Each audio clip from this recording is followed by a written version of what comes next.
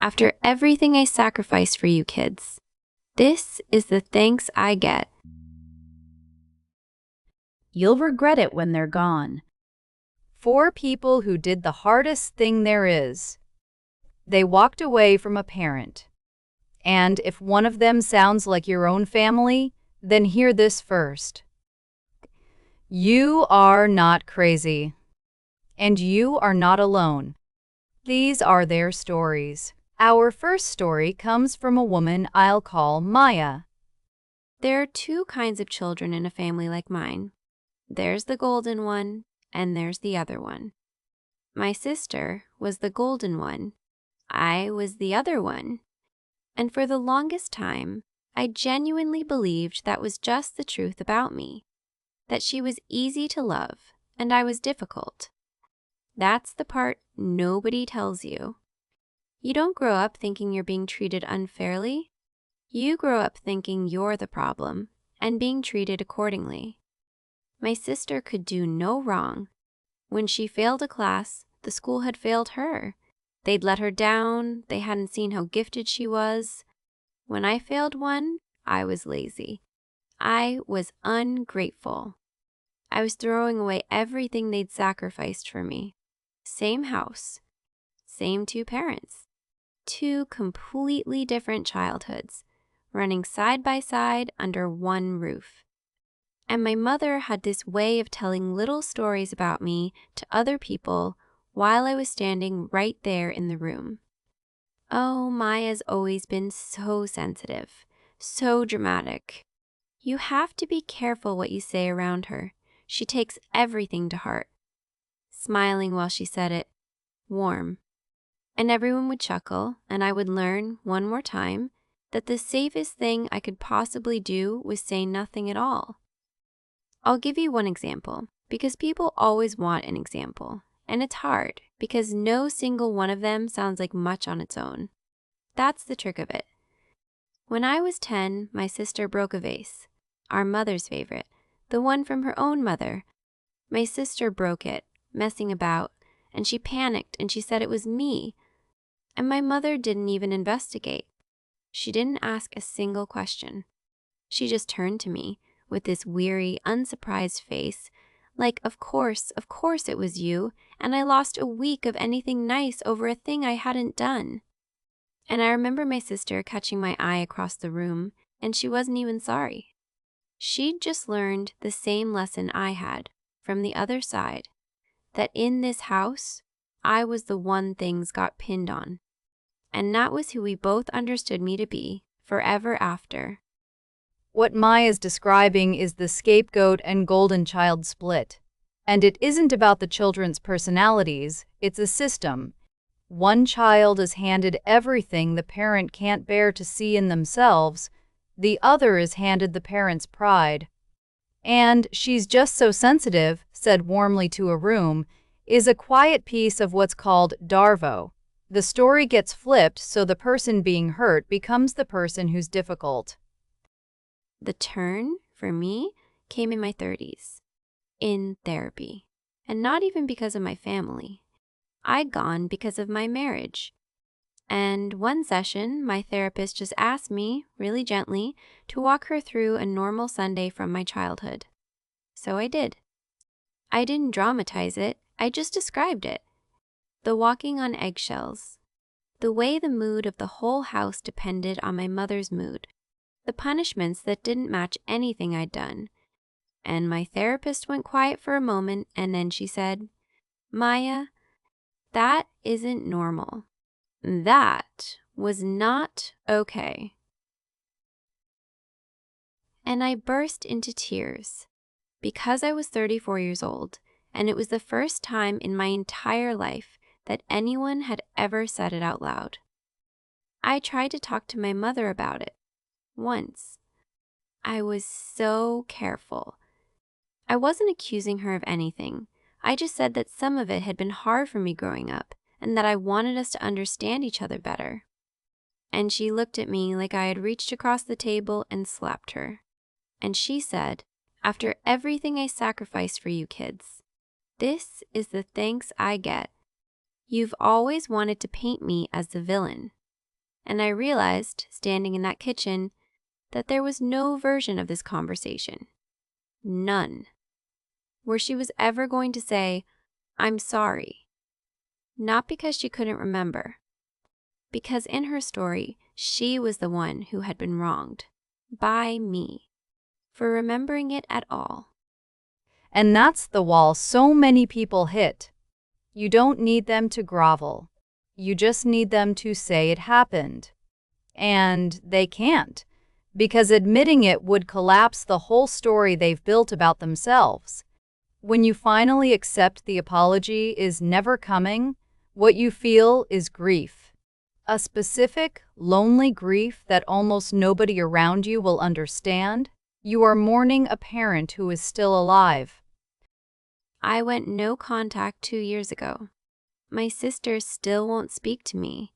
In her version, I abandoned our mother for no reason, and honestly, I understand why she needs that version. She's still inside it. What I'll tell you is this. I am lighter than I have ever been in my life. I didn't know a person could feel this much less afraid all the time. I used to physically brace before every phone call from her, actually hold my breath. You don't brace anymore. That's the whole gift in the end. Nobody warns you that peace feels like your shoulders coming down from around your ears for the first time in 30 years. I just stopped bracing. Our next story comes from a man I'll call Daniel, a son whose father never once raised a hand to him and broke him anyway. I need to be clear about something right at the start, because it's always the first thing people ask. My father never hit me, not once. There are no bruises in this story. If you met him, you'd probably really like him. He's charming. He's genuinely funny at a party. Everyone always told me how lucky I was to have a dad like that. And for years, that made me feel like I was losing my mind. Because I couldn't point at one single thing and say, there, that. That's what he did to me. It was never a thing he did. It was the temperature of the entire house. My father loved me exactly as much as I was winning. Top of the class, and he was warm, he was generous, he was proud, telling everyone at the barbecue about his brilliant son. One bad grade, one B on a report card, and the warmth just switched off. Not shouting. It was so much worse than shouting. A cold, quiet disappointment that could last for weeks, where he'd look straight through me at the dinner table like I wasn't sitting there. No explosion to react to, just an absence. And I learned to perform. God, did I learn to perform? I became precisely the son he wanted, because the alternative was that silence, and the silence was the most frightening thing I knew.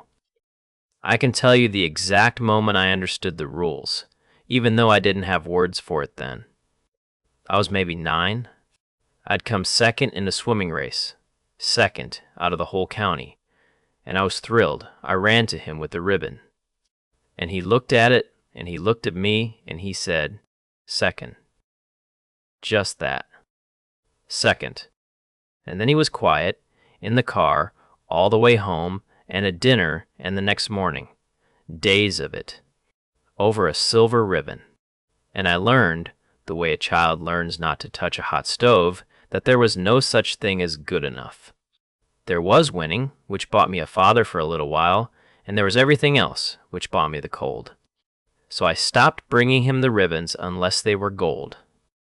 This is what covert emotional neglect and conditional love actually look like, and it's so hard to name precisely because nothing ever happens.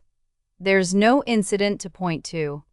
But a child raised on approval that flicks on and off learns one devastating thing, very young. I am not loved for existing. I am paid for performing. And those weeks of cold silence Daniel's describing, that's the silent treatment used as a tool. It teaches a child that connection itself can be switched off at any moment. You don't grow out of that fear. You build an entire personality on top of it. It finally cracked at my wedding, of all places. The best day of my life. And during the father of the groom speech, in front of every single person I loved, he made a joke about how I'd finally done something right for once. And everyone laughed, because it was charming, it was delivered perfectly, it was him. But my wife saw my face. And later that night, when it was just the two of us, she said something I have never been able to unhear. She said, "Daniel, he talks to you like you're still auditioning for him." And I just sat with that. 38 years old, married, and still, somehow, auditioning for my father on my own wedding day. Notice who finally saw it clearly, his wife.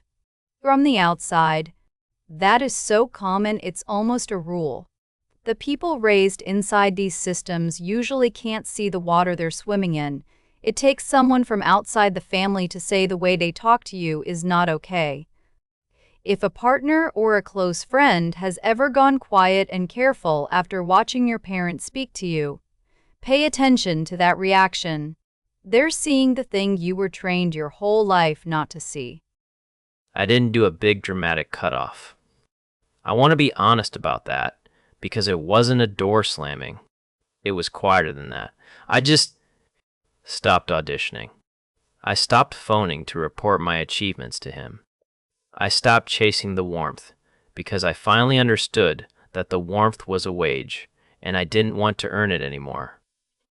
And when I stopped performing, there was almost nothing left between us, because the performing had been the entire relationship. And that silence I'd spent my whole life terrified of, in the end, I chose it. I walked into it on purpose, and it turned out to be the most peaceful thing I have ever done. Our third story comes from a woman I'll call Priya. She could survive what her mother did to her until it started turning toward her own little girl. I could survive what my mother did to me. I'd had a lifetime of practice at surviving it. I was good at it, honestly. What I could not survive was standing in my own kitchen and watching her begin to do the exact same thing to my daughter. That's the line. That's where so many of us finally find the strength we could never once find for ourselves. Because it turned out I could take almost anything aimed at me, I could not stand and watch her start the work on my child. It began small, the way it always does. She'd slit my 5-year-old sweets and whisper, "Don't tell Mummy, it's our little secret." She'd override every single boundary I set, sweetly, smiling, in front of the kids, so that I became the mean one and she became the fun one. "No, Grandma says you can have it." "No, Grandma says bedtime doesn't matter tonight, don't be silly." And I watched my daughter learn, in real time, right in front of me, that Mummy's no didn't actually count for anything. That the way you get what you want in this family is to go around Mummy, to the grown-up who really runs things. And I recognized it instantly, bone deep, because every bit of it had been done to me. And here's the thing that made my blood run cold. I'd seen this exact film before, from the inside. When I was small, my grandmother, my mother's mother, used to do it to me, and my mother would just stand there and let it happen, because that was normal, that was just Grandma.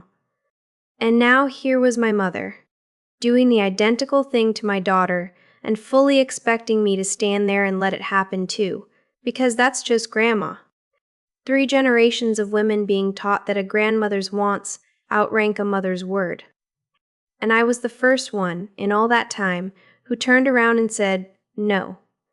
Not because I'm braver than the women before me, just because I finally saw the shape of it. What Priya is naming here is boundary erosion and triangulation, aimed now at the next generation. Those little secrets aren't sweet. A secret kept between a grandparent and a small child, hidden from the parent, is a wedge. It teaches the child the parent can be gone around, and it installs the grandparent as the real authority.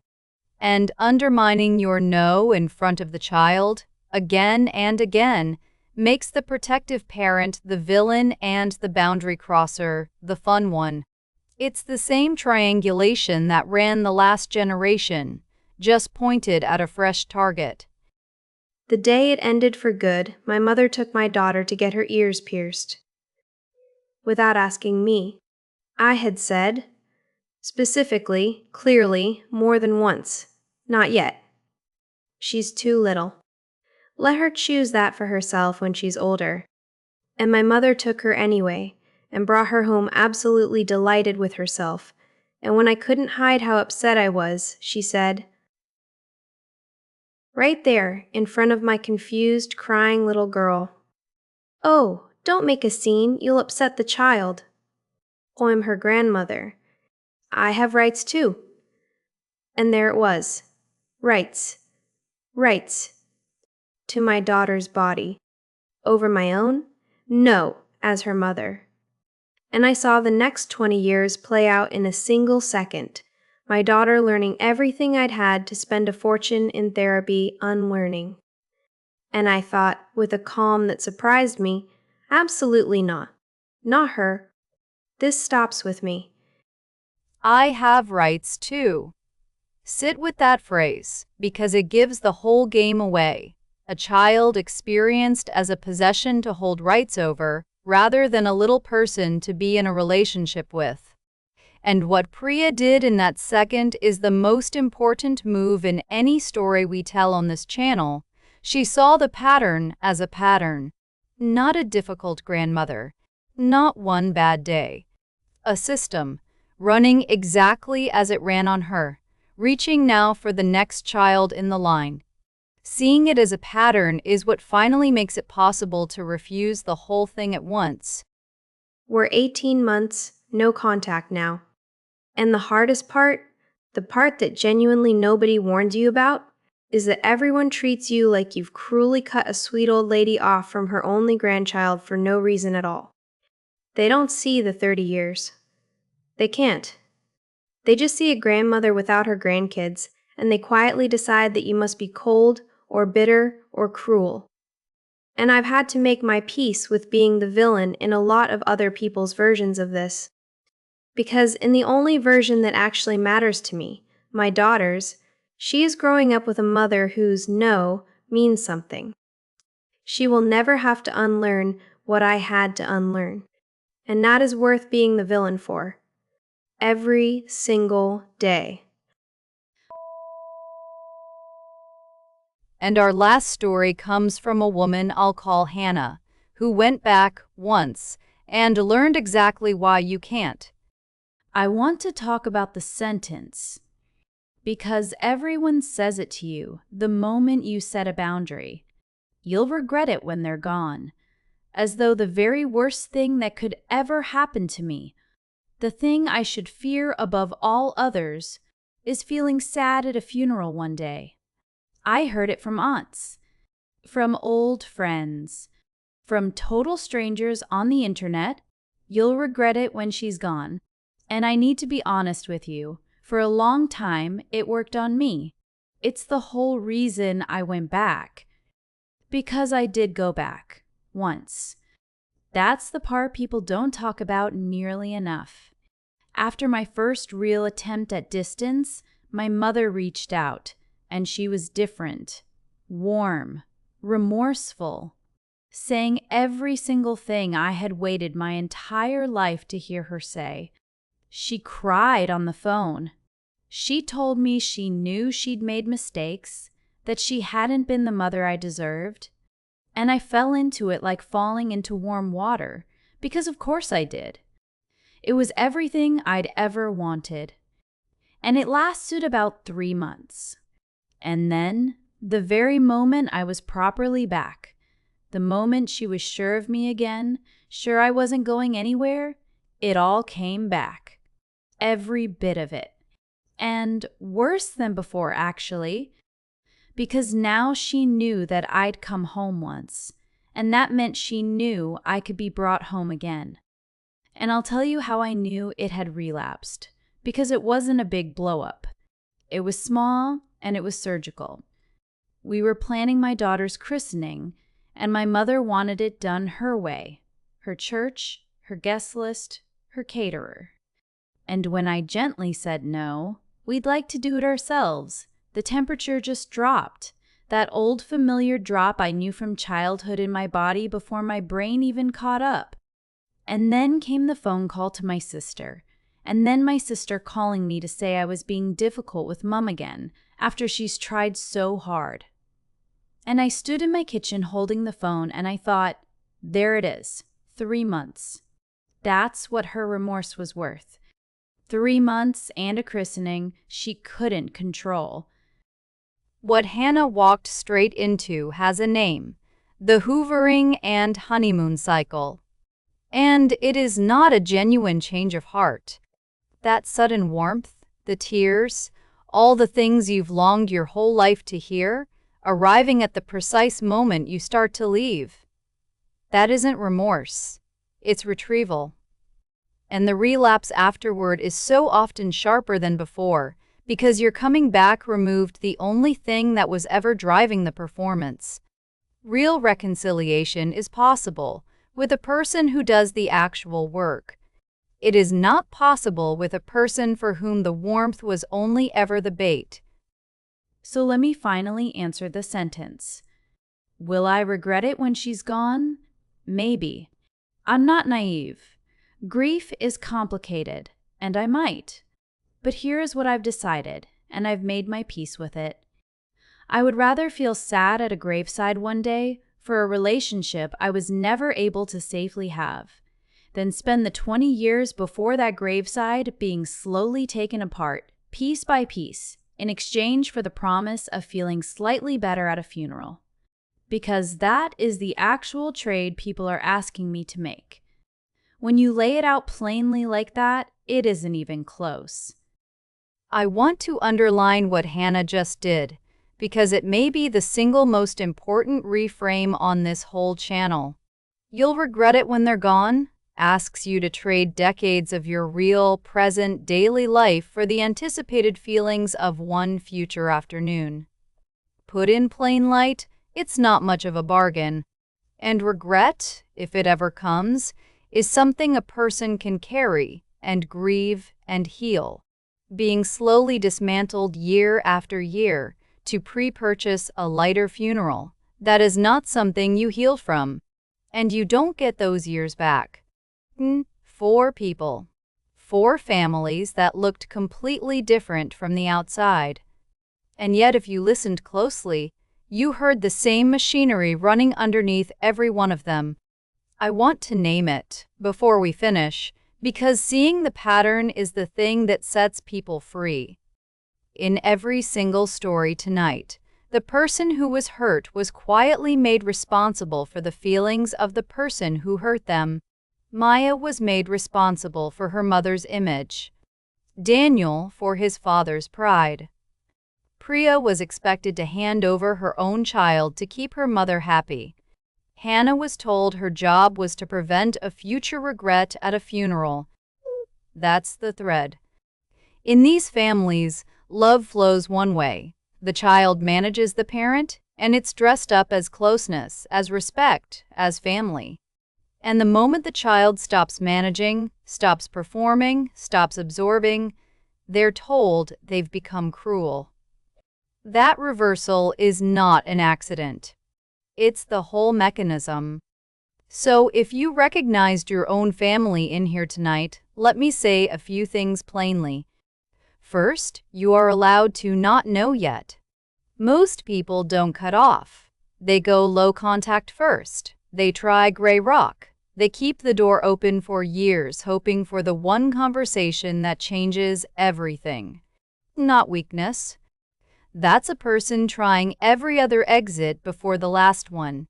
Second, the relief that people describe on the other side of this. That lightness, Maya's. I just stopped bracing. That is real, and it is common, and it is not the sound of a cold person who didn't love their family. It's the sound of a nervous system that has finally been allowed to rest. And last, the guilt. The guilt is the hardest part, and I want to be very clear about it, because it's where most people get pulled back. The guilt you feel is not evidence that you did something wrong. It is evidence of exactly how well you were trained. A person raised to be responsible for a parent's feelings will feel guilt for setting the smallest boundary. That's not your conscience. That's the conditioning still running. Going no contact is not a failure of love. Very often, it is love's last and hardest act. One person deciding that a pattern which has run for generations is going to stop with them now. If that's you, you're not the villain of this story. You're the one who finally read it clearly. Look after yourself tonight, and I'll see you in the next one.